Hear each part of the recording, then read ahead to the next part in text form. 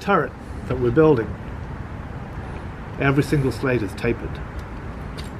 And what we figured out at the beginning by trial and error is what the amount of the taper. And this is a tapered jig. As you can see, it's just a piece of wood. And the difference from here to there, which is 18 inches length, is 3/4 of an inch, which is the taper we calculated each slate on the roof needed. So that's that. And then both sides of the slate get a tapered cut. This, it's better to see it in action, is the taper for the other side. That was the taper we needed for the first 15 courses on the turret. Now Mark and I will do it together so you can see how efficient it is.